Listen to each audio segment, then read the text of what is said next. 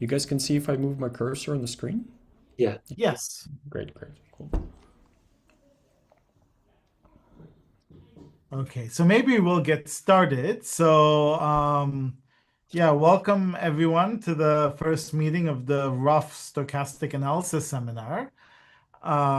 We are very happy to have as our first speaker, Ilya Chevyrev, who will be speaking about the large field problem in coercive SPDEs via scaling. So Ilya will speak for a certain amount of time. We'll have a quick break at 35 minutes past the hour, and then we'll reconvene after that. So yeah, I'll hand it over to you, Ilya. Thanks a lot. Thanks a lot to AJ, Howe, and Konstantin for the very nice invitation. It's a pleasure to speak at this. I think what is a very nice. Hopefully, will be a very nice seminar, and I look forward to seeing more series of it. Yeah, so I wanted to speak about a joint work that I had last year with Massimiliano Gubinelli from Oxford. And the basic problem that we wanted to address is some global aspects of related to singular SPDEs. So in my talk, I want to give a kind of a general overview of what kind of the results that we were able to obtain, and give a general idea of the method. Yeah, so feel free to also write any questions in the chat, or raise your hand or something like this if you have any questions during the talk. Okay, so so to begin, let me look at general subcritical SPDs. So to begin with, and sort of as a guiding equation throughout the talk, I'm going to use the maybe very familiar to some people equation, the 5-4-3 equation, or 5-4 equation, depends on the dimension. So this is so I'm going to be essentially exclusively looking at parabolic equations. We could also look at elliptic ones, but somehow parabolic is perhaps a bit more general. And we're going to have always some sort of terms on the right-hand side that involve the solution, and a noise term, like a random. Typically, one thinks of this as a random noise, but most of my talk, the randomness of the noises will not play any role. So in some sense, this is actually it goes more towards the rough part of the seminar than to the stochastic part of the seminar. So it's these, I think of these as singular or rough PDEs rather than necessarily SPDEs. Of course, the main motivation will be when the noise is something stochastic. So one of the ways of trying to understand local solution theories for this, for these kinds of equations, is to perform a scaling argument. So what one does to try to understand whether there's any hope of solving this equation, or in what regimes you can hope to solve this equation, you zoom into small scales. So you're going to define a solution U tilde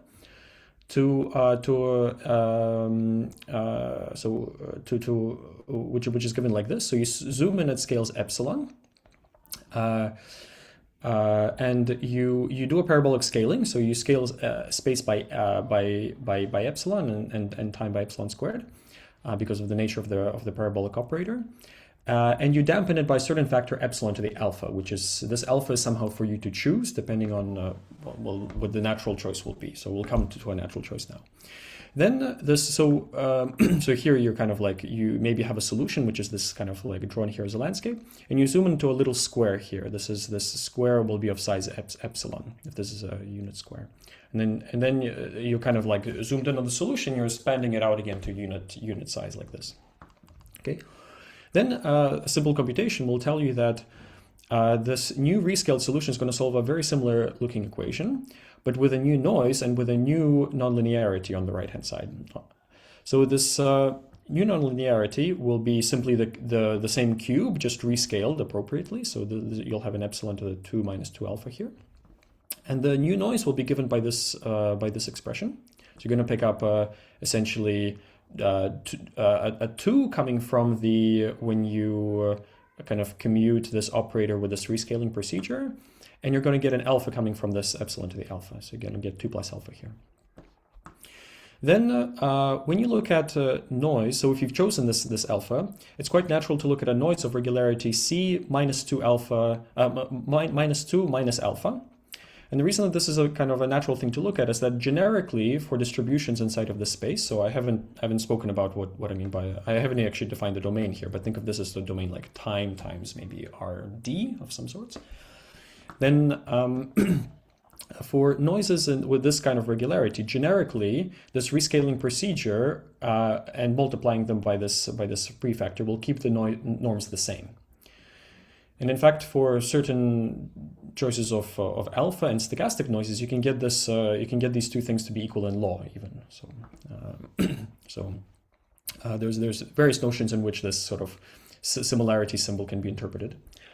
And the idea here is that if you zoom in on in such a regime that keeps this psi tilde of the same strength as the psi, so that you have this relation, then the nonlinearity will disappear.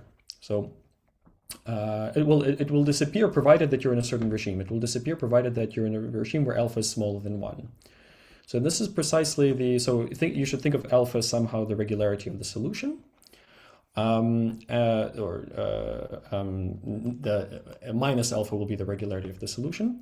And then if you're above -1, then this equation is what you call subcritical. So this zooming in will kill off this nonlinearity, but keep the noise of roughly the same strength. Okay, so in case people have not seen this kind of,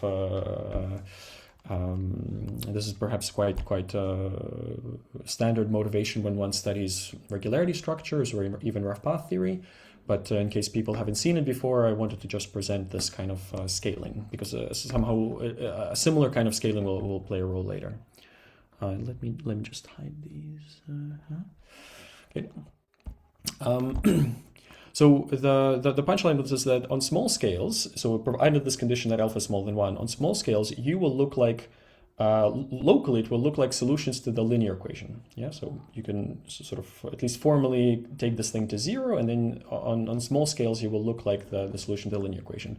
So that's why here I roughly wanted to draw these two landscapes of having the same kind of maybe fluctuation somehow. So the level of fluctuations will stay roughly the same under the scaling. Okay, yeah. So if you're interested in space-time white noise on R times RD, then you'll then psi belonging to something better than -3, which is this condition. This is the familiar D less than 4 to being super renormalizable. Okay. So now, so this is the philosophy. So the idea is that if you can if you can do this scaling argument and then your nonlinearities disappear, then you have good hope that you can actually perform a perturbation argument, so that you can solve for the solution locally around this kind of free solution to the linear equation. And there's actually now several approaches that make this a philosophy completely rigorous. So you often don't need to just look at the free solution, but you need to build kind of more objects from your noise. Again, this is kind of familiar for people in regularity structures or rough path theory, but I wanted to, I will not emphasize this actually so much during the talk. The emphasis will be on something else a little bit. So, but I want to say here that there's now quite a few different approaches to getting local solutions to such equation. So in the case of when you don't have a parabolic operator, but you have, say, differentiation in time, this goes back to work of Lyons in rough path theory, which was maybe the initial point of rough analysis. Then famously about 10, 12 years ago, Martin Heyer developed the theory of regularity structures, which is an extension of rough path theory that is able to handle the equations like on the previous slide. Roughly in parallel, there was the development of paracontrol distributions, which is more based on Fourier techniques. Then there was other approaches to regularity structures that are developed by Otto and Weber and collaborators, and also approaches based on renormalization group that are a little bit different. But roughly speaking, they all operate on the same regime where these nonlinearity stuff disappear as you zoom in. And these approaches really provide local solutions to varying degree of generality. Global solutions, as one might expect, are much less developed. So there's no systematic approach. And additionally, they're of course equation dependent. This is of course not such a perhaps surprising thing, because even for classical equations without noise, whether you have global or local solutions, this depends a lot on. So if you can extend local solutions to global solutions, this depends on the structure of the equation. So I'll give I'll focus primarily on the case of 5.4, which is perhaps the one which is best understood, but also the one that's going to be of interest for me in this talk. So the 5.4 equation, which is the one that I presented before, it was so the first global solutions for it and for 5.4 2 and 5.4.3, so especially in 3 dimensions. This was so in 5.4.2 there were previous results, at least on the torus, by using invariant measure arguments. But the first global well-postedness was developed by Mora and Weber, which were with these 2 papers respectively, and they proved the coming down from infinity property. So basically, the nonlinearity, the damping effect of the nonlinearity is so strong that independent of your boundary data, independent of, say, your initial value in these papers, you could prove that actually you have a coercivity effect. So you have a bound that's independent of your initial data. Later, Beveller and Kusioka developed some types of estimates that allowed them to construct the 5.4.3 measure on the lattice via lattice approximations. 5.4.3 on the 3D torus via lattice approximations. Then Gubinelli and Hoffmanova also extended this idea. So they also worked on lattices, but they gave more PDE style construction of 5.4 on the whole space.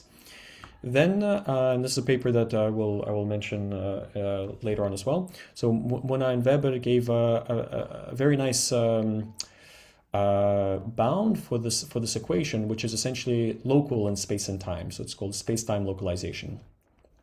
So not only dependent of your initial data, but also independent of boundary data on a cylinder, you can get interior estimates for the solution.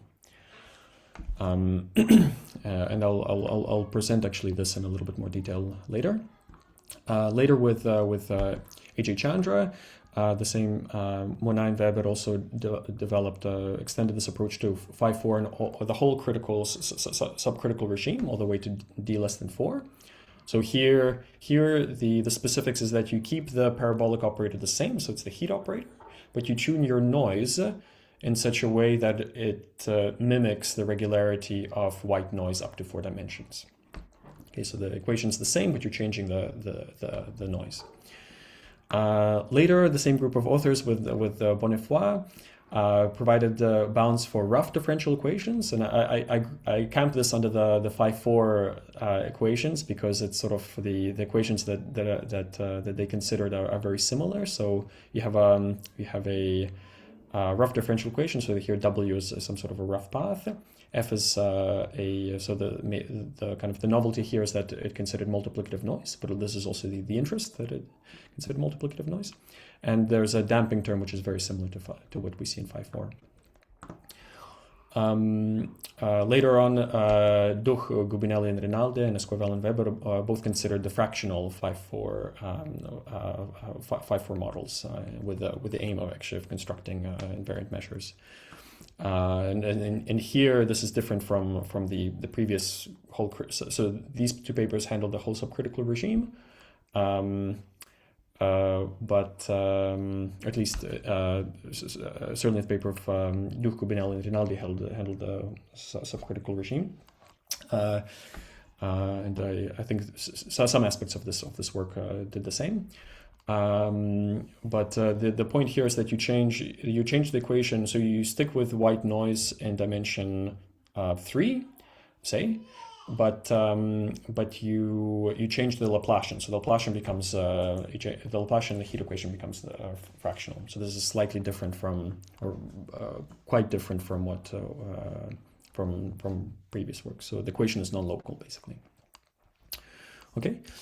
So okay, so in addition to this, there's lots of other equations that I just mentioned a few here. So it's not 5.4 is not the only thing that we know how to give global solution theories for. There's works on Navier-Stokes Higgs model, generalized parabolic Anderson model. There's a recent paper by Perkovsky and Maris that showed a coming up from infinity for KPZ, which I think is very intriguing. And these all require quite different somehow ideas of, again, it's very equation dependent. So it requires quite different ideas for kind of equation by equation. There's no blanket method that works.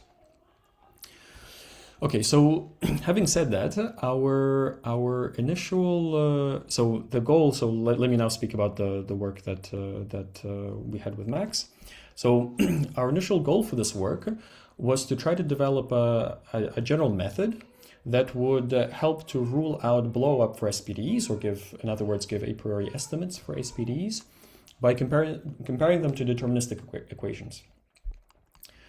Now, we didn't completely succeed in this goal. we made some progress, which I will report on here. But somehow this idea of simply being able to say, if the deterministic equation doesn't blow up, then the noisy equation also doesn't blow up is, I mean, as stated, that's also just sometimes not true. But then even in situations where we expect it to be true, we're not able to show it. But we are able to handle essentially all situations where you have superpolynomial damping terms. So this is similar in quite similar to these earlier works that I mentioned of Monod, Weber, Chandra, and so on. And the style of results that we obtain are also quite similar. So we also obtain space-time localization that I will explain. So we don't claim kind of complete novelty in the kind of equations that we can study. So certainly the equations that we are the level of generality of the equations that we look at weren't looked at before, but I strongly believe that the methods that were developed before could also address the equations that we consider. But there are some advantages of what I think are advantages of our approach. So the first is that it's quite general and also quite simple. So somehow there's no commutator estimates that previously appeared in other works. There's no non-trivial maximum principles. I'll explain. We do use a maximum principle, but essentially only one step, and I'll explain where that comes in. It's quite relatively light on algebra, so we work in a framework of regularity structures, but the extra algebraic ingredients that we need to develop in the theory are not too. They have similarities actually to what, say, AJ did with Hendrik and Augustin, but yeah, perhaps a little bit. We don't need so much extra information on this point. I will actually not mention so much on the algebraic sides. I'll mostly focus on the analytic aspects. But this is maybe another difference from previous approaches.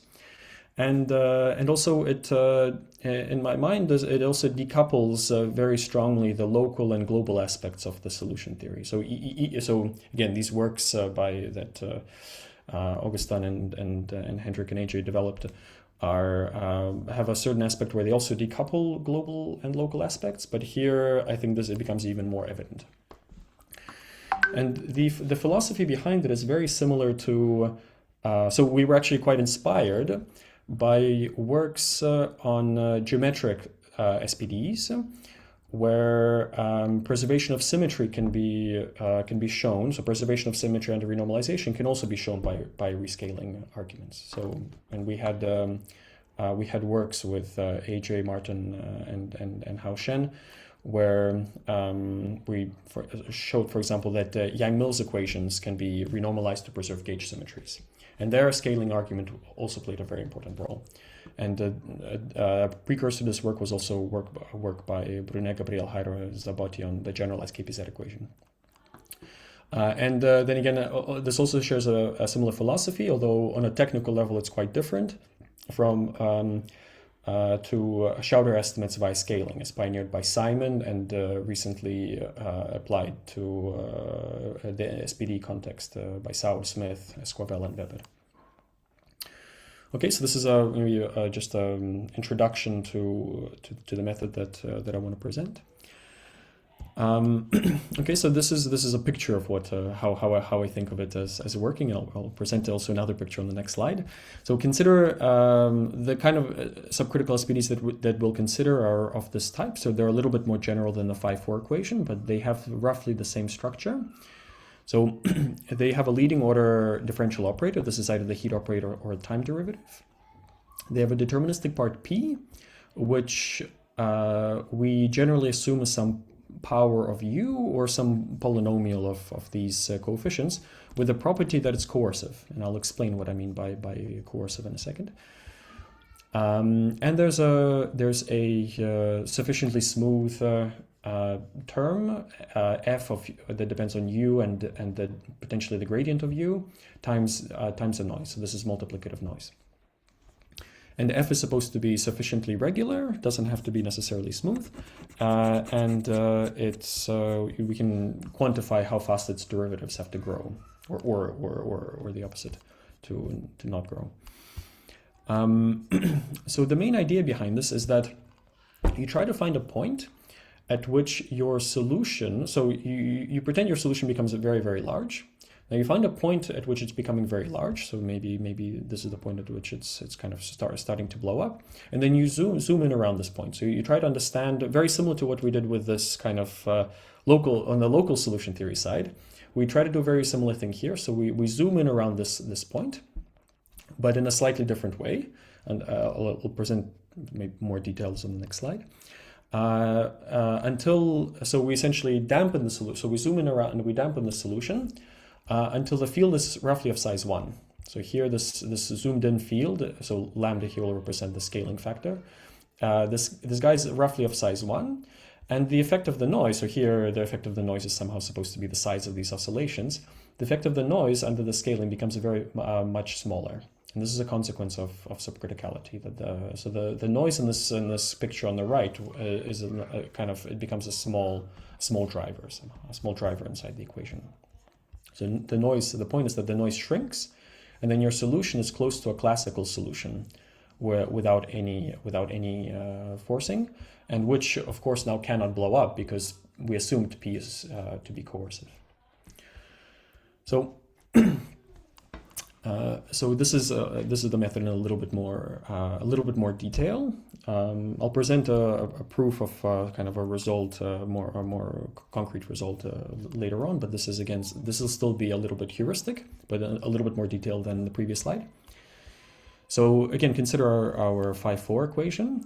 And now we're going to perform a critical scaling. So we're going to perform the same kind of scaling that I had on my very first slide, but where the alpha is now equal to 1. So it's kind of what you would do in the critical situation. So in the critical situation, the nonlinearity does not disappear. It stays exactly the same. So this is the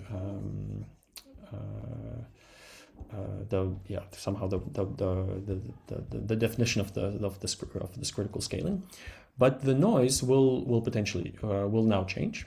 So the noise will this is the same equation that we saw earlier, but then if you perform the same kind of analysis of how the noise changes under this rescaling, you'll see that if you try to measure it in Holder-Bessev spaces, the noise actually now shrinks. It becomes epsilon to the 3 plus beta. Well, again, it shrinks provided that we're in the subcritical domain.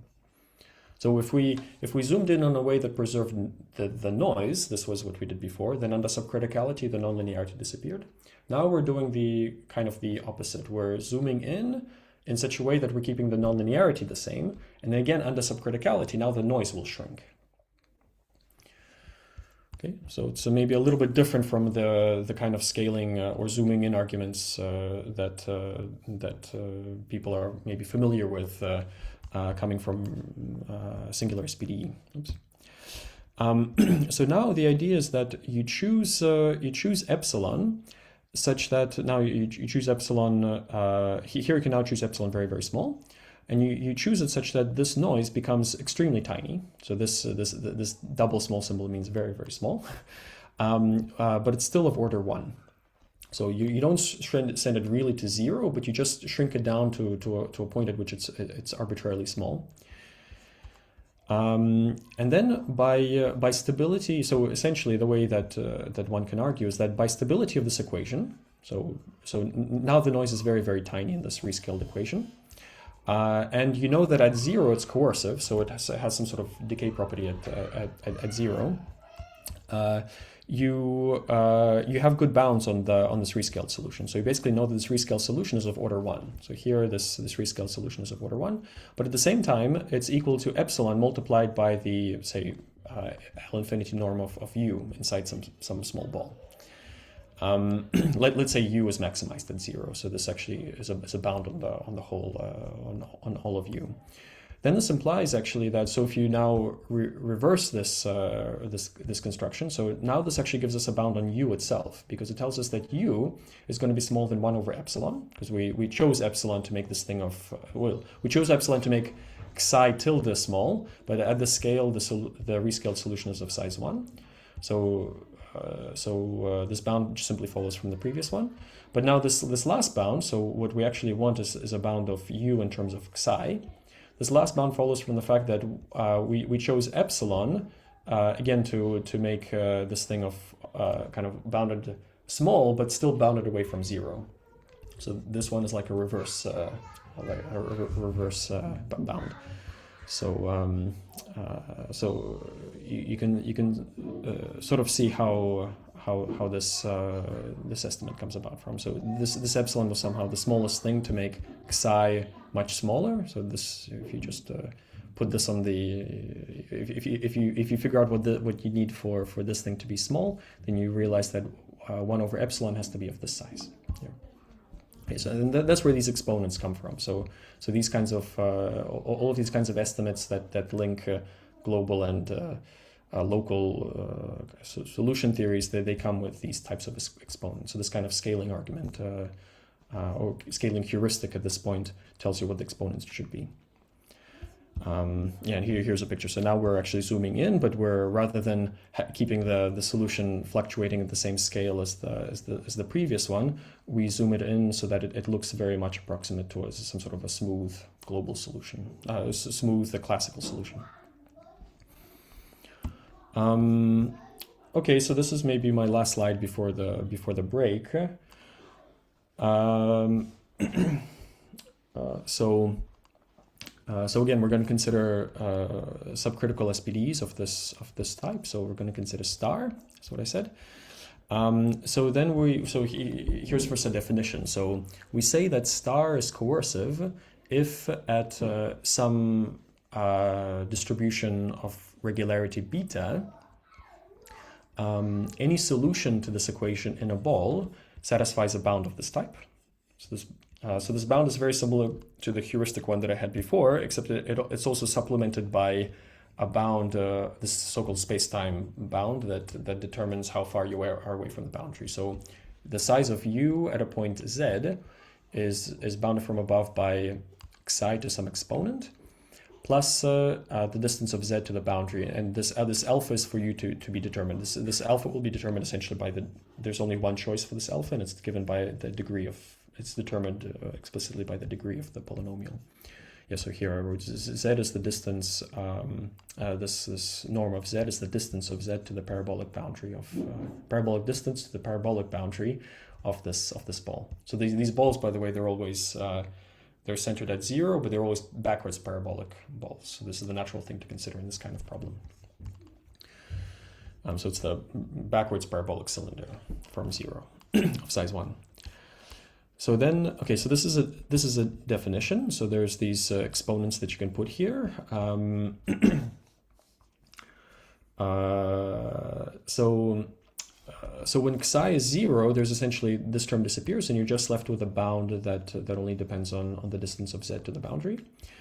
And this is the assumption that, so this is the assumption that you make. You assume that u is going to be coercive at the solution at 0 noise. So you suppose that it's coercive when psi is 0, and also you need to assume that these f, as I mentioned before, they don't grow too quickly. You can quantify this. Then so this is the assumption of the kind of, I guess, the main theorem of our paper. And then the conclusion of it is that then star becomes coercive for all psi for a suitable rho. So there exists a rho such that this equation satisfies this bound. That's maybe a very short way of saying that you always get this estimate. but at the same time, you put both the assumption and the conclusion under this kind of estimate, just with different noises. Right. So on okay, this is of course very incorrect as written. So we work really in the framework of regularity structures and rough path theory in the case of ODEs. So if there's no Laplacian, we work with rough paths.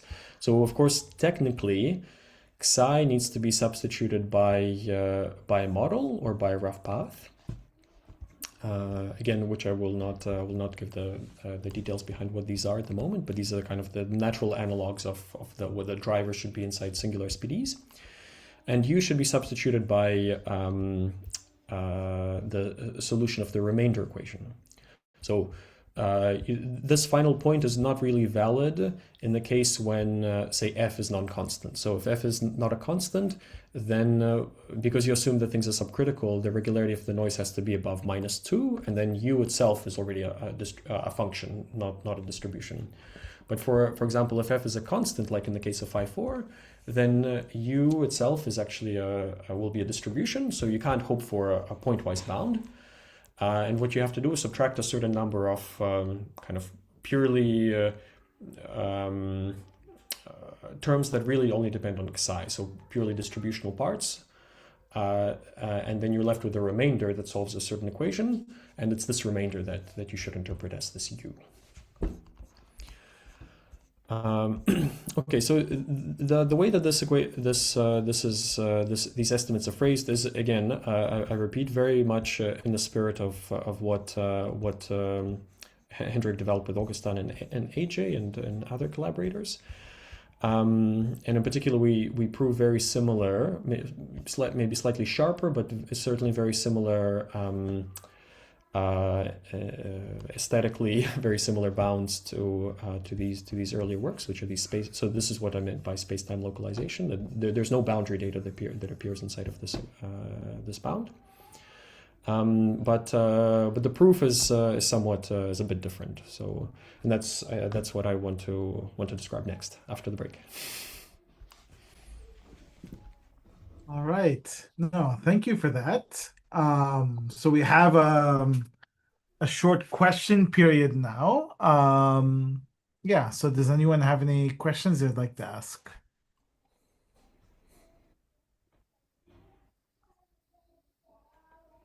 Yeah, maybe I have a general question.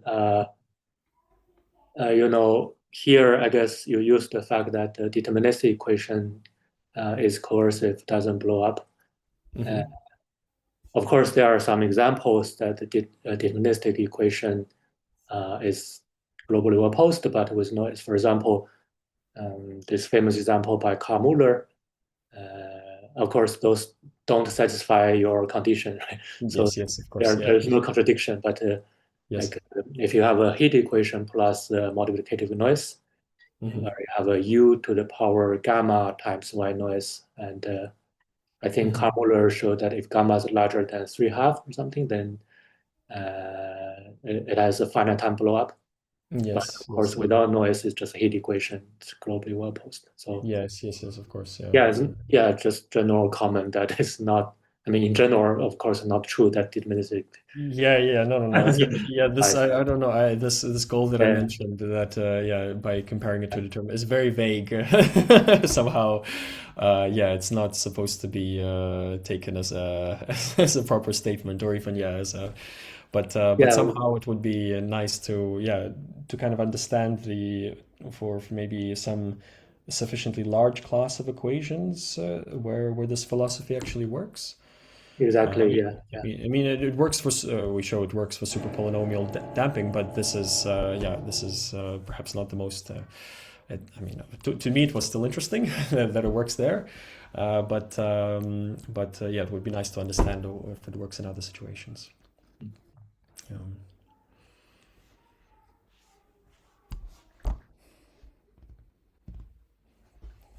Oh, I had a question. I mean, also does this approach you think give a more streamlined way of talking about the non-local equations with fractional operators versus the local ones, than kind of other attempts to other works that generalize in this direction?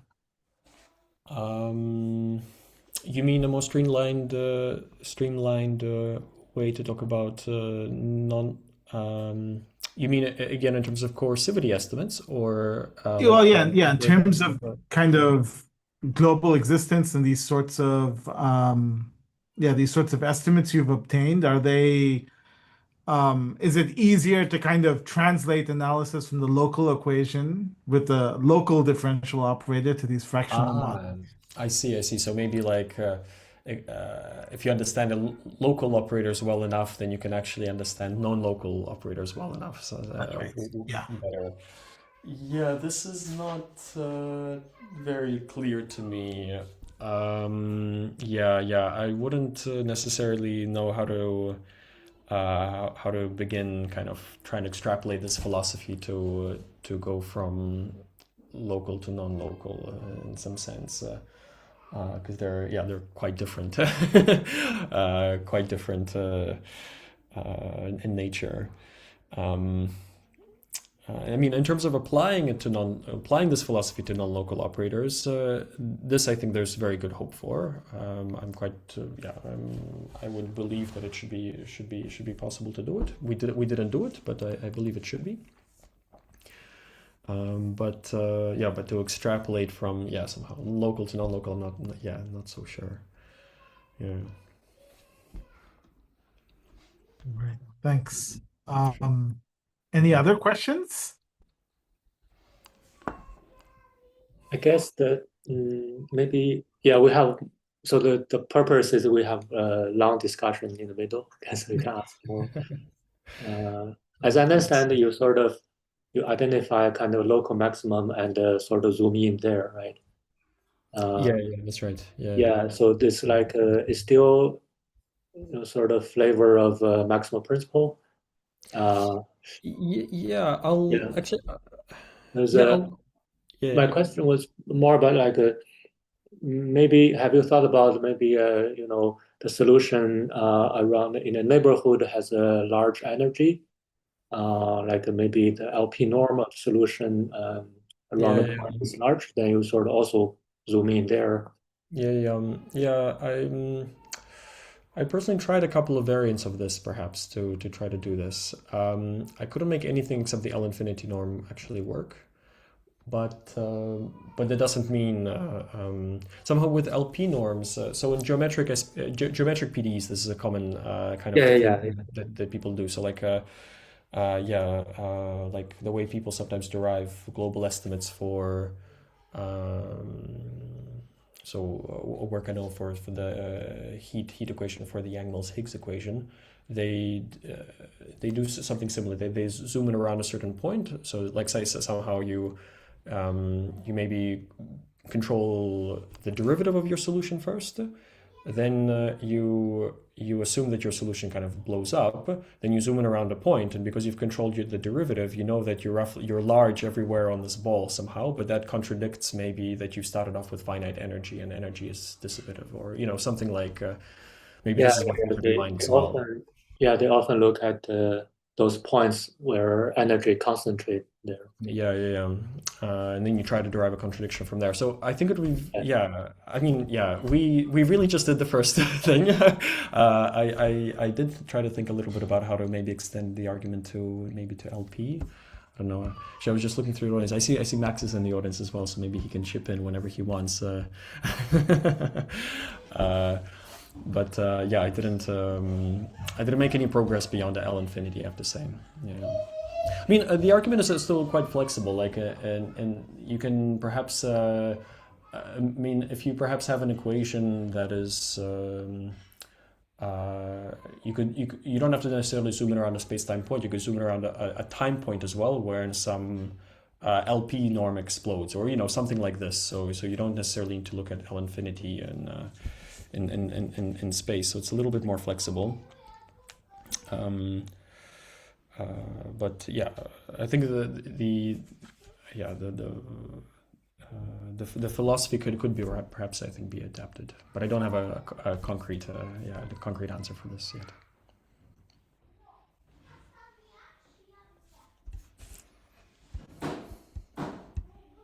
Yeah, maybe I just wanted to, if I understood the question of AJ, I'm not sure you can do. I mean, I agree with Ilya, but maybe you don't have to do that. Somehow the philosophy ideally should work. I don't remember, Ilya, what we decided, if the fractional Laplacian could be done or not with the same ideas. I don't see why not, but maybe Yeah, we decided not to do it. not to do it. But a priori, yeah, we were not. I mean, I think personally, I tend to believe that some weight should be adaptable to the fractional Laplacian. Yeah, I think I certainly believe that it should be doable, and even if you're willing to work on, say, I don't know, starting to work on a torus so that you don't even need weighted spaces, then I think it should be you maybe zoom in around a time point when your solution explodes. So you don't look at space-time localization, but just time localization. And then I think the same philosophy should weighted spaces complicate things a lot, but if you don't want to work with weighted spaces, then I think it should be possible quite maybe then quite easy. Yeah.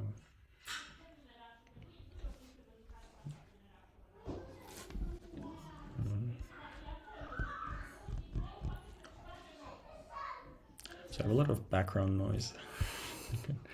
You probably hear. Thanks for thanks for coming in spite of the background noise. Yeah. Actually, I would mute myself when I'm not talking, but I hid my controls and I don't know how to get them back. Wait, how do I get controls back? I guess I just have to keep talking so that. Wait, maybe. I just press escape. Yeah, there we go. Okay, let me.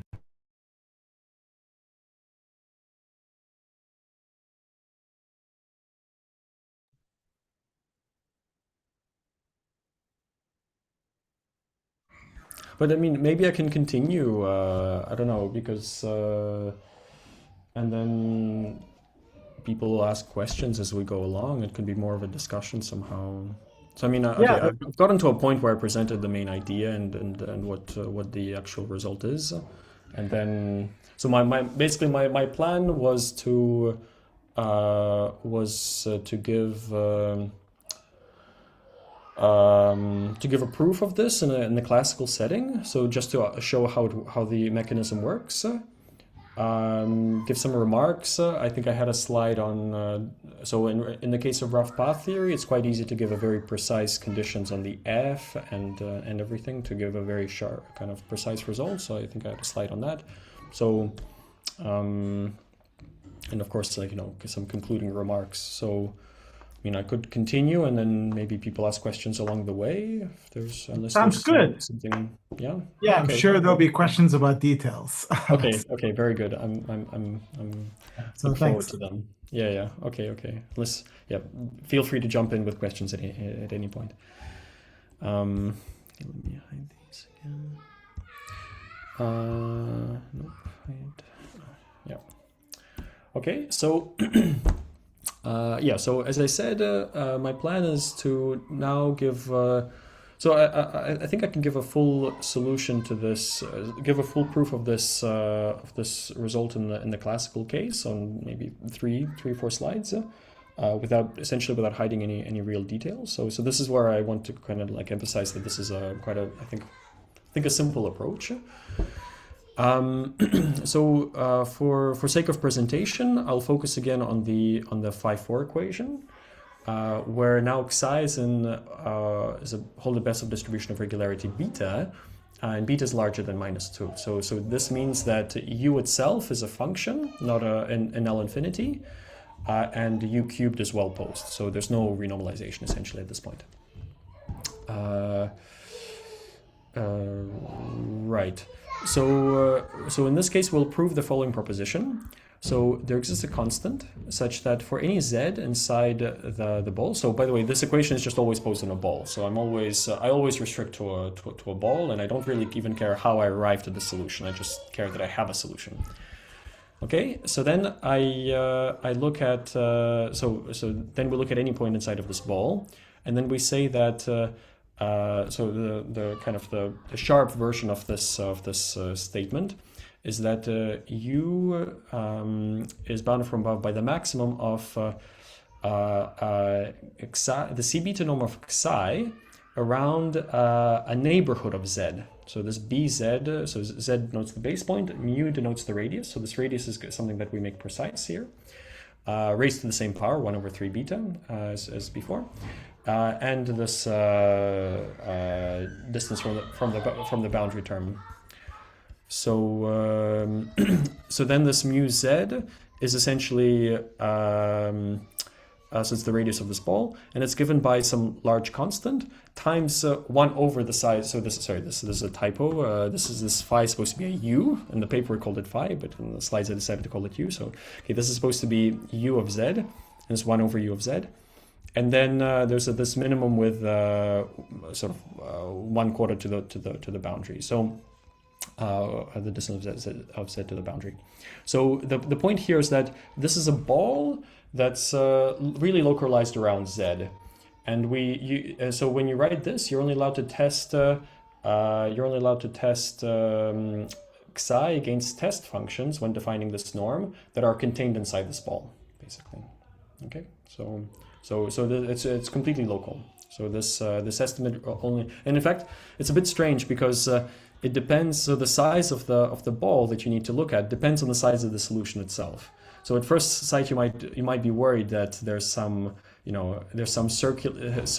circular idea going on, but then you realize that okay, you can just bound this by a ball of size 1 or something like this, or a ball of size epsilon, and then if u is smaller than 1 over epsilon, then you just then you have your bound anyway. But so there's actually no circularity here. But this is actually quite a natural.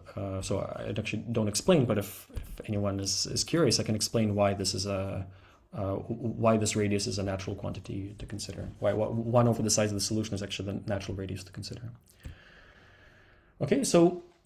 I'll give a proof of this proposition. So the proof proceeds essentially in 2 steps. So the first step is the case of small noise. So there's this. So I write this out in 2 lemmas in a corollary, but really it's quite this is and somehow in this case it's actually this is the easy step. So in the classical case, it's the easy step. So there exists, so the first lemma is that there exists a delta, such that if you have a solution to the noiseless equation, so this deterministic equation, and you know that the equation is actually everywhere on your ball, it's bounded above by 1 plus delta, then u of 0 is going to be, u at the origin is going to be bounded bounded above by 1.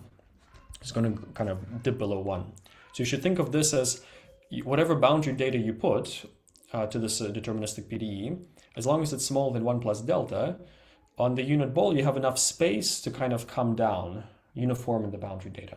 Okay, so this is what we mean by, so here our P is this cube, and in general, if we, instead of a cube, we had something that depends on the solution as gradient, then this lemma would be essentially so if the statement of the lemma holds, then that's the definition of coercivity of the noiseless equation. Okay, and the proof of this is quite easy. It follows from the maximum principle. So you maybe put the maximum of the boundary. You can put 1 plus delta everywhere exactly on the boundary, and then you just see the fact that this comes down, and then by the maximum principle, any solution comes down. So this is where we use the maximum principle, and it's actually the only place where we use the maximum principle. So we use it in a very, somehow almost harmless way. Okay, so from here on, we won't need any kind of maximum principle or regularity of the solution whatsoever. Okay, after this slide, at least. So the next lemma. So this was the case of zero noise. So to strap this kind of bootstrap this to small noise, you realize that the solution map that sends psi and u restricted to the boundary to the solution. So now this is the solution to the noisy equation with xi. Then and this goes from c beta on the ball times the c on the boundary to the continuous functions on the ball. This is uniformly continuous on, say, the unit ball of the left hand side, or the unit on any ball actually. Okay, and this is essentially follows from shower theory. And the fact that this u cubed is of size 1, it's the same size as the solution basically. Right, so then kind of combining these two lemmas, you have the following corollary. So there exists now a delta and an r, such that if xi is a distribution on the unit ball, so say if I think this notation is the one fattening of the unit ball, so you need to make sense of it. Okay, anyway, just think of this as a distribution on the unit ball, and u satisfies this the usual PDE. And in addition to that, xi is smaller than r and u is smaller than 1 plus delta, then your solution also has the same property basically as your deterministic solution. Yeah, and the proof of this corollary is more or less combining these two facts. So you know that your deterministic equation comes down, and then when your noise is sufficiently small, as this assumption here dictates, you perturb in essentially a Lipschitz way. So you stay very close to the deterministic solution, so you also have to come down.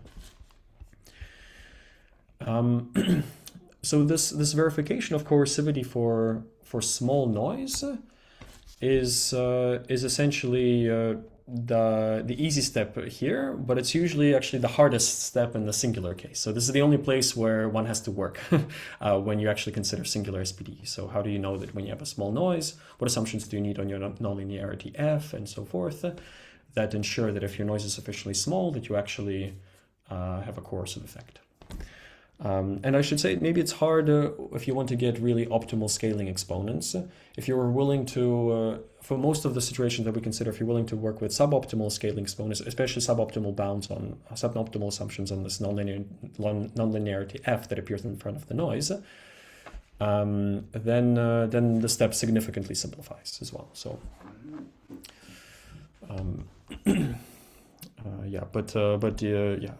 As I said, this step is the one that's actually generally still hard for singular equations, and it's also the only step where we require specifics of the local solution theory. So I mentioned all of these local solution theories like rough paths, regularity structures, and so forth.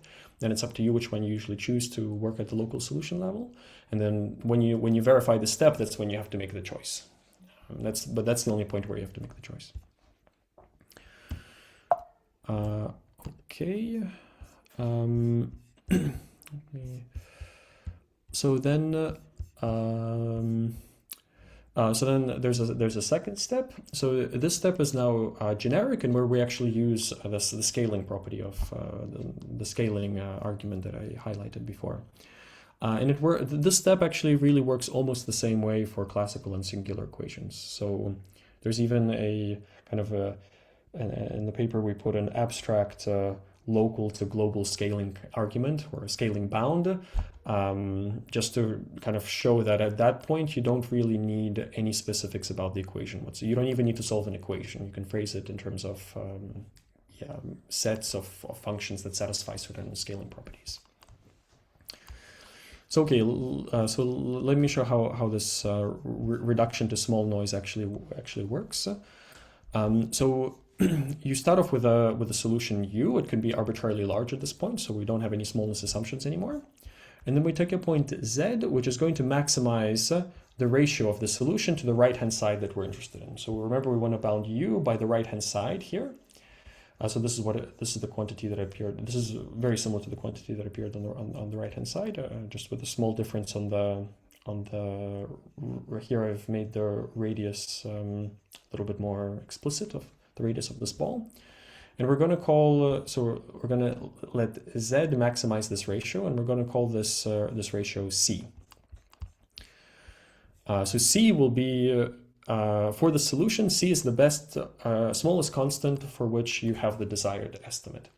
And our philosophy is that, okay, if C now goes to infinity, then this is going to give us a certain contradiction to the deterministic coercivity property. So essentially give us a contradiction to step one. Okay, and now here, in the details here are that we restrict psi to a ball. This lambda z, the scaling parameter, is something now that depends on z. So I'm going to carry this this dependence on z the whole way through. It will become important in one step at the end, and it's essentially given by 1 over the size of the solution. So a very simple relation.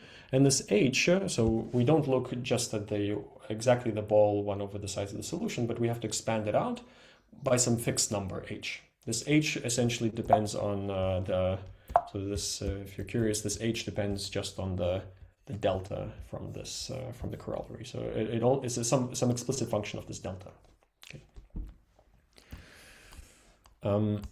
Okay, and then now an important remark is that if C is sufficiently large, then this lambda z, so your scaling parameter, the ball that you essentially kind of roughly the ball that you look around the point z, it's much smaller than the distance of z to the boundary. So you've localized it completely like very, very far away from the boundary of the domain that you're interested in. Okay, and this C just has to be sufficiently large, but some finite number, independent of the solution. And this just follows from this definition. So if you just chase through this definition, then you realize that you have this property. Okay, so now we're going to take we're going to do this zooming in argument that I mentioned some slides ago. So we're going to define u tilde according to this equation. So we're going to rescale. We do this sort of called critical scaling. So we take exponent alpha is equal to 1. And we zoom in around the point z. So the new coordinates t and x get multiplied by lambda squared and lambda, and they get added to z. So now you should think of this u tilde as defining a function on a unit ball, and this coordinate transformation is mapping into a ball of radius lambda z around z. And note that u tilde at the point 0 is exactly equal to 1. Because of our definition of our choice of the scaling parameter. And this should somehow now remind you that this we had this corollary that u at a point 0 will be smaller than 1 if u solves an equation and it's bounded from 1 plus delta. So we're going to feed this u tilde into that corollary basically. Okay, so then on the unit ball it satisfies the same rescaled equation that we've seen many times now. Where the noise, again, we've seen this before, it satisfies this exact equality. And then the bound, that again, we've seen before, I spell it out now in terms of, so the C beta norm of psi tilde, here I should really write the ball, so this is C beta norm on the ball, is bounded from above by lambda z, so it's this thing that appears here. And here I have no exponent on the lambda because I've already taken the correct kind of scaling of the psi. Times, so it's lambda z times psi, the same exponent, but now I evaluate it only on this little tiny ball. Okay, and this is clearly bounded from above by this 1 over c. So again, if you just chase through these exponents, so this, this row should be, so this row is 1 over 3 plus beta. So this is the, it's the same, it's this exponent. So sorry, this was this row is the 1 over 3 plus beta. Okay, so now and think of this now. This 1 over c is going to play the role of this r in the side of this corollary. Yeah, so we're going to, so here I needed to assume that r was sufficiently small. So if c is going to be large, then we're going to satisfy the assumptions of that corollary. Okay, and then this is the final slide of the proof. So then by step one, so as I would try to explain now, is by step one, it suffices to show that if C is sufficiently large, so that, which means that the noise is going to be sufficiently small, then so it will suffice. It suffices essentially to show that U tilde is less than or equal to 1 plus delta, because then if U tilde and uniform norm was less than 1 plus delta, then we would know that U tilde at 0 should be smaller than 1 by the corollary that I had before. But we know that from the previous slide that U tilde at 0 is exactly equal to 1. So this is this would be a contradiction. So if we can prove that when C is sufficiently large, U tilde is smaller than 1 plus delta, for the delta that we had in two slides ago, then we'd be finished by essentially by contradiction. So now it suffices to prove this thing under the assumption that C is large. And this is equivalent to the original function U. So U tilde is given by rescaling U, so the uniform norm doesn't change, or changes by multiplication by lambda under rescaling. So this is very easily seen to be equivalent to saying that the uniform norm of U on a ball of radius lambda around Z is bounded from above by sorry, missing a factor here. This should be can I draw on this thing somehow? Maybe there should be a 1 plus delta on this right hand side. Sorry, this was my omission. I would draw it, but I don't think I have drawing controls here. Okay. Anyway, so there should be a 1 plus delta on this right hand side.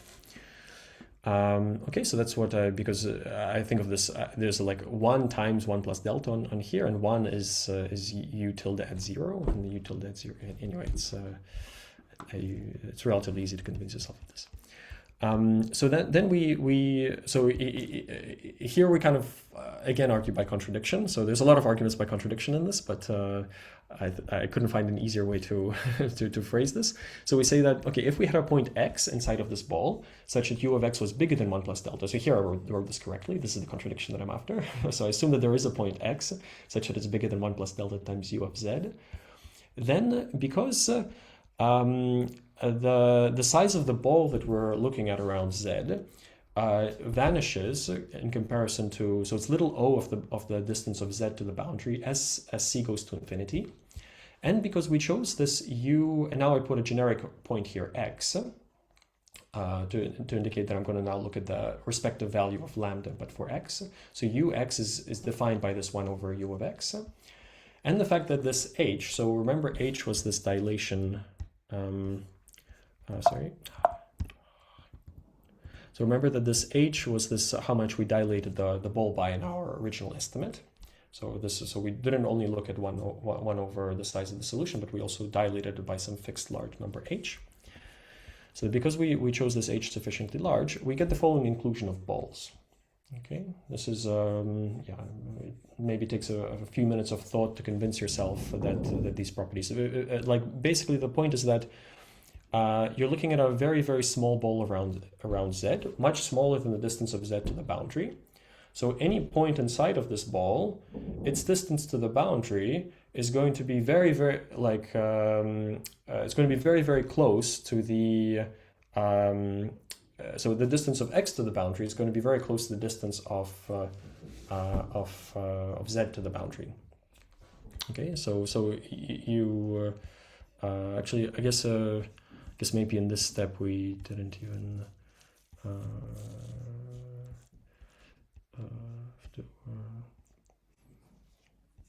yeah, no, actually in this step we didn't really even, I think maybe in this step we didn't even really need this part here. We only need it in the second part. So you just look at U of X is equal to 1 over U of X, but 1 over U of X is like 1 over 1 plus delta. So, you know, it's a little bit smaller than 1 over, lambda of X is some fixed constant smaller than 1 times lambda of Z. But then if I blow up, so u of x is now smaller than lambda of z by some fixed quantity, but the distance of between x and z is at most lambda z. So then if I pick h sufficiently large, I can get inclusion of these. So in fact, the C beta norm here is irrelevant. Sorry. The C beta norm here is irrelevant. It's just inclusion of balls. So in fact, I think the C beta norm here is a typo somehow. It's supposed to be, it's just supposed to be inclusion of balls. So yeah, sorry, this was still, you can tell the talk is still a bit rough, but yeah, it's supposed to be like the seminar is supposed to be. So this is just inclusion of sets. Okay, we'll use this in the next paragraph. Then basically because z, so we have this inclusion of balls that allows us in the next slide, in the next paragraph, to bound xi evaluated at this point on this ball by xi evaluated on the lower ball. So we're basically we're going to get a contradiction to this assumption that we assumed up here. So we're going to basically get that 1 plus delta times u of z. This is by assumption smaller than u of x. But then by the fact that we chose z as the maximizer of that ratio that we had before, we know that u of x has to be bounded by this quantity. So this is where we use the fact that we chose z specifically as the maximizer of that ratio. But then here we can use this inclusion of balls to bound the first term simply by the one with where now we take z instead of x. And then here, now this is where I use that z, the distance of z to the boundary is kind of an arbitrarily small fraction it could be bigger than the distance of, so the distance of x to the boundary could be smaller than the distance of z to the boundary, but only by like 1 minus epsilon, where epsilon is arbitrarily small. And so this gives you, so as c goes to infinity, essentially because this the ball that we're looking at shrinks in comparison to the distance of z to the boundary, we can make this quantity here arbitrarily small. And but this left-hand side, if we didn't have this 1 plus little o of 1, this would be exactly equal to u of z.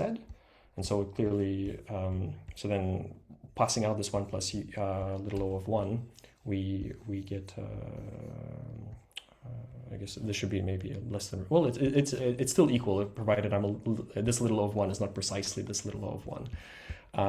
But this is a contradiction now, because as c goes to infinity, this little o of 1 becomes goes to 0, but this delta was a fixed number that didn't depend on c or anything. It was some fixed number that came from the corollary a couple of slides ago.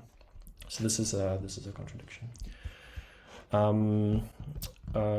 Right. So this essentially finishes the proof of this proposition that I had.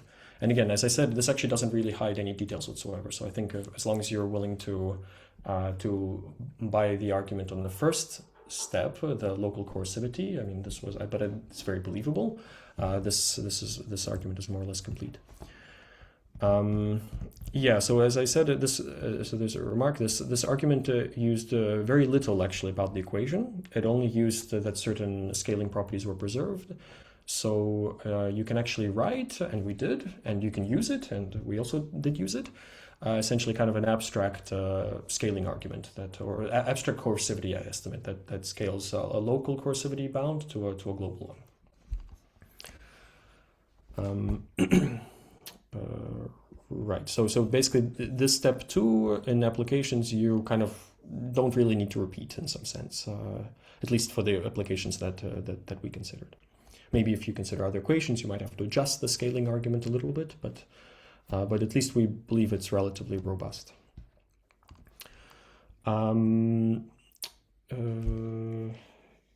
Yeah, I think this was everything that I wanted to say about this proposition.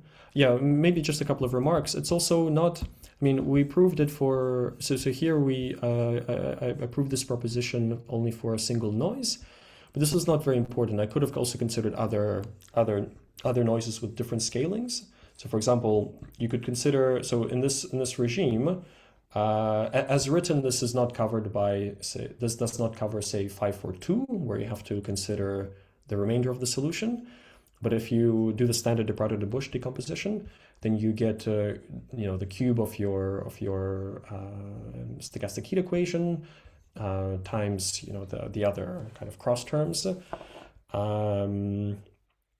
And there the scalar, this argument completely goes through exactly analogously as before. So the only thing that would change would be that you would have more terms in the rescaled equation. These coefficients would scale slightly differently because some of those terms would be multiplied by the solution u, so they would come with lower powers. Yeah, this argument completely goes through essentially without any change. So you could do this propositional small tiny modification of this proposition handles say the 542 case, or actually anything up to 543. So 3 is exactly the point at which it breaks. And that's where we need more sophisticated things like regularity structures. Okay, so yeah, I only have 2 slides left. I maybe wanted to give a kind of a simple example of an actual statement that we're able to prove in the rough range. So I don't want to give the one that we did for regularity structures beyond the heuristic one that I wrote some before the break, because it's of course technical, but this one is relatively simple to phrase. So this is the kind of estimate that comes out from this scaling argument.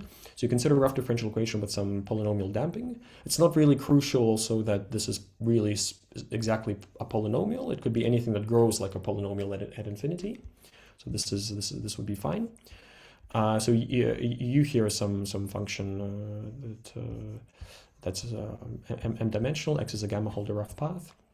So if you set n to be 1 over gamma, and you look at parameters eta and q, and you define the following weighted norm on f. So what this norm is asking for is that for sufficiently many derivatives, so n derivatives, this is kind of the natural regime because you want to have solutions. You typically need the Cn regularity. Actually, to have solutions, you need less than.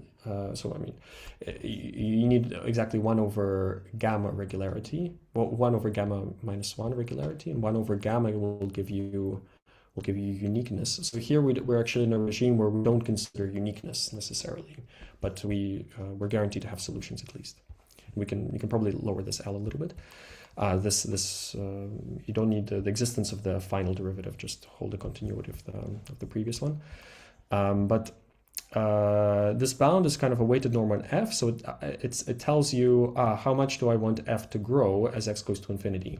So this eta is, think of it as so think of first L as 0. And then this eta is like how much your f can grow, or actually decay. So you can implement decay in this. So if you know that f decays, then you would pick some negative eta, and then this would make the norm actually stronger, or make the statement stronger. And then the skew measures how much taking a derivative increases or decreases your regularity. So for example, you could, if f was a polynomial, you would take q to just be -1, because then you would lose a growth every time you take a derivative. But you could also consider something like a sine of a polynomial. In that case, actually taking derivatives will make it grow. So you would take a positive q in this case. Okay, then you suppose some technical assumption, which is again kind of natural if you once you know where this number comes from, but it's a little bit it's a bit obscure at this point, I admit. And then you basically can bound the size of u by the product of f and x. So this here is the homogeneous rough path norm, and we can localize to a very small ball around z. So this lambda z is something that's proportional to the size of the solution, again, very similar to the lambda z that came before. And you have some power here. And notice here it's very natural to have f and x multiplied, because that's exactly the product structure that appears inside of the equation. So you shouldn't really be aiming for a bound just in terms of x, but it's really like x and f together. Or I guess you can of course by rescaling f, you can assume that this norm is 1, and then you'll only have a bound on x. But somehow it's I think it's more natural to write it in this way. Right. Yeah. So this is so just some remarks. This is local in x. It allows blow up and decay in f, and it also generalizes some of the results that AJ had with Hendrik and Augustin and Bonnefoy. So the exact so I shouldn't say really specifically improves on, because the exponents are exactly the same. The only thing that maybe in this situation the advantage is that we're able to handle more ranges of eta and q. So there's no restriction beyond what's written here, whereas there were some maybe technical assumptions that somehow, because of the method, somehow they I think it's, yeah, maybe AJ can afterwards elaborate on this, but I think it's because of the just technicalities with how you estimate certain terms. You had some unnatural restrictions on these parameters. Good. So let me conclude now. So the kind of the takeaways that this so in this work, the large field problem for SPDs is handled by zooming in into essentially a possible blow up point, and then you try to derive a contradiction from there. You can do this because in the subcritical regime, this zooming in it weakens the size of the rough driver, and then there's a perturbation argument, so that deterministic coercivity essentially excludes blow up at this normalized scale. So then basically maybe the moral, or maybe the motto, is that after rescaling, the large field actually becomes a small noise problem, and then you can handle it by perturbation. So yeah, maybe future direction. So in case anyone is interested in a purely analytic task, so we had some assumptions that we're able to. In the case of ODEs, this one of rough paths, I think this assumption F, at least at this level of generality, is probably sharp. But for PDEs, we don't think that we actually derived sharp bounds on F. So if anyone is interested, you feel free to think about this. I would be very happy if anyone can improve. For example, for F with the so there's some interplay between the regularity. So for PDEs, there's some interplay between the growth of the coefficient, the derivatives of F, and the strength of the damping that we require. So for example, for bounded derivatives, so if f is bounded with all derivatives bounded, to get to the regime of space-time white noise in dimension, so r times r3, I think we require the polynomial p to have degree something like 11 or 13. I don't remember the exact, of some odd number between 10 and 20. So this was this seemed a little bit. Yeah, I mean, there's a good reason that the argument for ODEs works very easily, but does not work for PDEs, and why there's this interplay between F and P. But we simply don't know what the sharp actually the good assumptions on F are.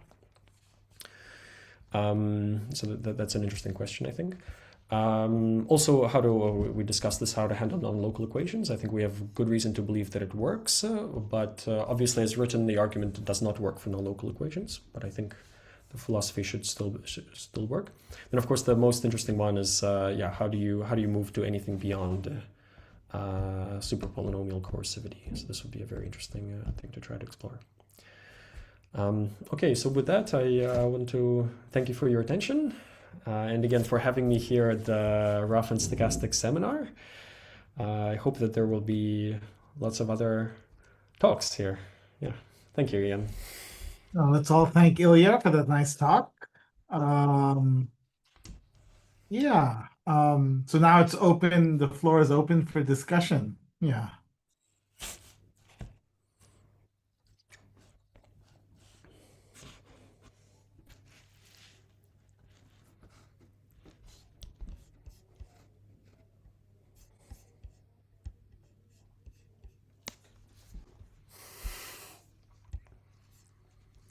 can I ask something? Yeah, please go Yes. ahead. Please. So in the last you mentioned like something is true for OD but not is. Can you point to me some references that, because I don't know what exactly we are talking.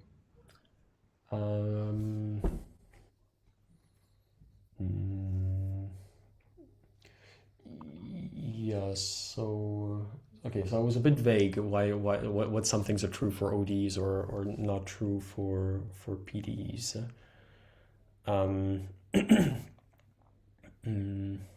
So I mean, on a very basic, or maybe at a technical level, what helped us in the ODE case to derive what I think are optimal bounds on this, optimal assumptions on this nonlinearity F. Okay, it won't be clear from my description, but the kind of the property that we used is that, like, imagine that you have a solution to let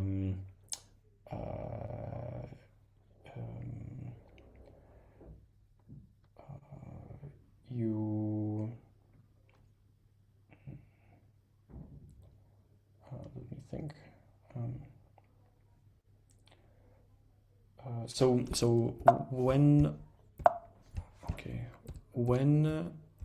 in this case of ODEs, imagine that this eta was negative, so that F blows up so F decays when it goes to infinity.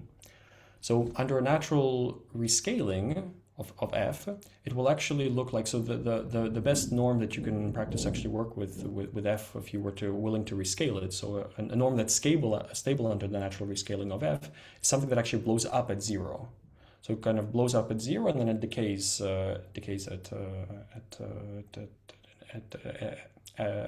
infinity. So so if you rescale F in the kind of the natural way, it becomes something where the dangerous points are actually points that become close to 0. So if your solution goes close to 0, then you can't really handle a perturbation argument anymore. So it's a kind of, you have to actually exclude your solution getting close to 0, which is maybe counterintuitive. But like, imagine you fix your rescaled solution. So the solution that you want to prove has a decay property on the interval 0, 1, then your deterministic equation kind of comes down nice and slowly. But then your noisy equation, if your noisy equation ever approaches 0, then you lose any kind of perturbation type of arguments. So you have to kind of exclude your solution from getting close to 0. In the ODE case, and this is only really relevant when F decays at infinity, because then it'll have to blow up at 0. Then in the ODE case, you can what you do is you say, okay, well, if my solution is so I want to prove that my solution is below epsilon, like 1 minus delta. So if my solution is below 1/2, then I'm already done. Otherwise, if my at the endpoint, I mean, so I'm interested in the endpoint of this interval. So if my solution is already below 1/2 at the endpoint of the interval, my noisy solution with small noise, then I'm already done. So suppose that it's above 1/2, and in fact, I just need to consider the case when it's close to 1, because I'm trying to show that it's close to 1 minus delta. Then what I can do in the ODE case is I can just simply look at the longest interval at which I'm between 1 and 1/2. So I look at the longest interval before the endpoint at which I'm between that I stay in the interval 1 and 1/2, and there I can restart my solution from the endpoint of this interval. So then somehow I know there that my deterministic equation also kind of goes down, and my noisy solution by assumption stays in a good interval. So I know that it also exhibits some coercivity. So it bounds it away from 0. Okay, so and this is and the fact that my deterministic equation comes down over this interval, the longest interval in which my noisy solution stays in the interval 1 to 1/2, is it can be extremely short, but it doesn't matter how short it is. My deterministic equation will always come down over this interval because it begins at something of size 1/2. But for the PDE, so in the PDE, if you're try to run a similar strategy, so you assume that your solution your rescaled solution with the noise is close to 1 at the origin. Then if you wanted to work with similar weights for f, like weights that allow your solutions to your derivatives to decay, then you want to exclude you want to exclude points where your solution is getting close to 0. So you kind of look at the smallest parabolic ball around which your your solution stays within an interval of size 1 and 1/2. But then that ball could be very tiny, and your solution could actually be very close to 1 almost everywhere on the boundary of that ball. It'll be somewhere. It'll be 1/2 somewhere by definition of this largeness of this ball, but it might be 1 everywhere. And then this ball might actually be extremely small, and then your deterministic equation doesn't essentially have space to come down. So it's because of the boundary of the PD is multidimensional, and being kind of small in a neighborhood somewhere in this boundary doesn't mean that you're going to have any kind of coercivity for this because maybe the ball is very small. Anyway, so this is okay. I don't know if this made any sense, but this is kind of in an ODE your boundary is a single point. So sometimes you can run arguments that I know that maybe I take my interval to be this largest interval, my solution hits a 1/2 or something like this, and then I know the 1/2 is smaller than 1, and I have some coercivity. But for PDEs this doesn't work because your boundary is multidimensional, and so you have multiple values on the boundary. So this is at a technical level, this is what was blocking us from more kind of weaker assumptions on the F than what we currently have. Okay, thank you. But there's lots of difference, I guess, between ODs and PDEs. but for the reference of our work, for what I was meaning here, this is the right. Sorry, I couldn't be more maybe more clear. Yeah. Okay, thanks. Any more? Does anyone have a quick question? I have a quick question. Mm-hmm. Hello, Professor Chevyrev. So I'm very new to this field, and my question is that, in the first part of your talk, you discuss more like the SPDE, where the driving term is like a C beta regular a noise, and in the second part, I think you begin to talk about more of a rough path theory, and so. My question is does this does the rough path perspective help you to understand the questions for SPDEs, or is it more two parallel fields that are treated by similar methods? So what's the motivation here?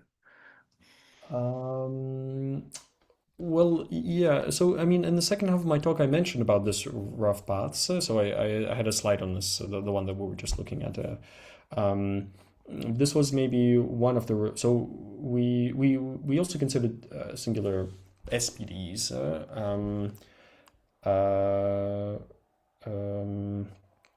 But so your question was whether rough paths can help you understand things about SPDEs or these. So I guess the answer is certainly yes. I think.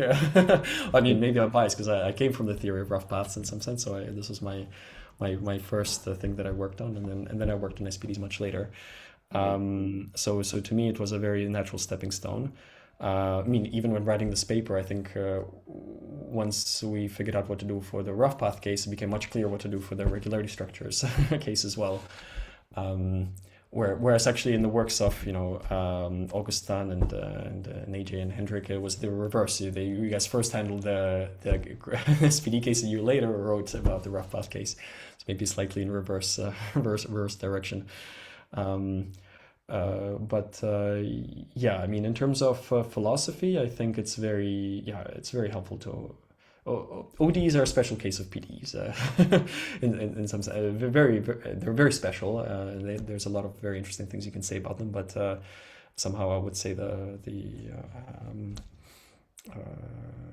there's some substantial simplifications. I mean, there's a reason that it took, I don't know how many, a decade and a half to go from rough paths to regularity structures, because this jump is very non-trivial. Yeah, I don't know if that answers your question. Okay, thank you, Professor Chevyrev. Right. So we're at 90 minutes after the hour. So yeah, thank you again, Ilya, for being our first speaker. And there's been a slight tweak in our schedule with respect to who the next speaker will be. So we're working on confirming that, but the next seminar will be on April 24th. So I hope to see many of you there, and yeah, have a good week. There is a question in the chat. Oh, I didn't see that. Okay. Oh yeah. Okay. Yeah. Okay. Yeah. Thanks. Okay, I'll try to make this quick. Okay, that was the reason. Yeah, I said there was a good reason behind this, and now you're calling me up on this.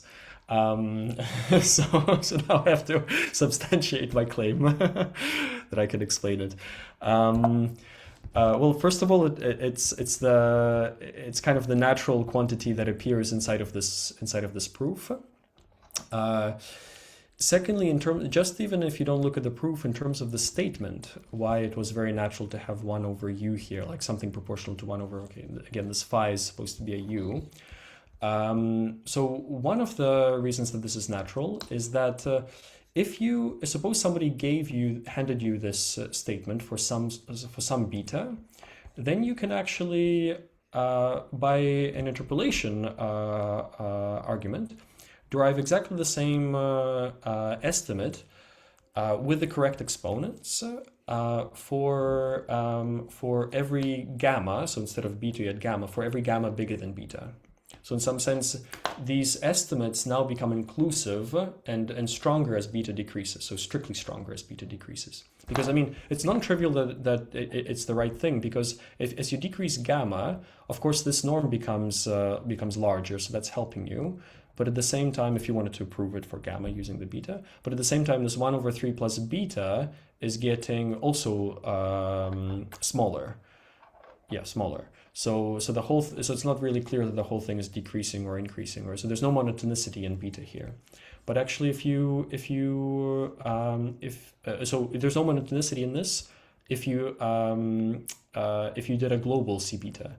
But when you restrict to balls, you actually get sharper results, because they're as you zoom in, you have some sort of relationship basically between C beta and C gamma norms. That depends on the size of the.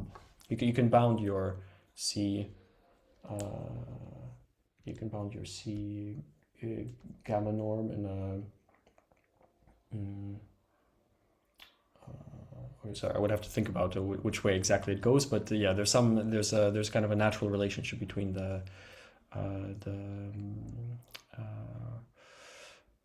between these spaces in some sense that. So this is the reason. So without precisely this quantity, you would not have strictly kind of more powerful estimates as beta decreases. They would just be totally independent estimates of each other.